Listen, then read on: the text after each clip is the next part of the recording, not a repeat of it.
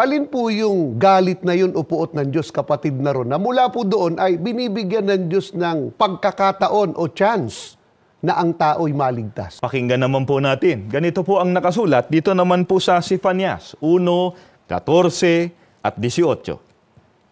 Ang dakilang kaarawan ng Panginoon ay malapit na at nagmamadaling mainam.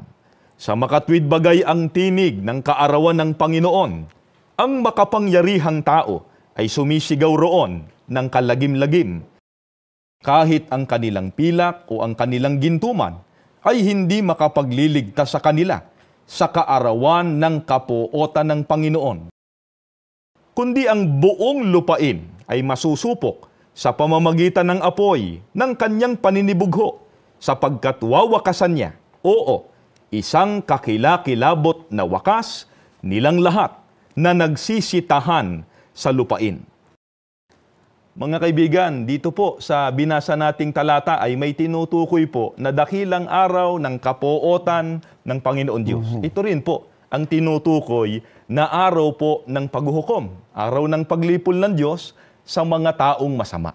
Ano ba ang mangyayari diyan, kapatid na ron? Kaya kailangan ng tao ay magsikap na maligtas mula diyan. Ayun din po, sa talatang binasa po natin, ang buong lupain o ang buong mundo po masusupok sa pamamagitan po ng apoy at ang lahat po ng nananahan sa lupain, nagsisitahan sa lupain ay pawang parurusahan.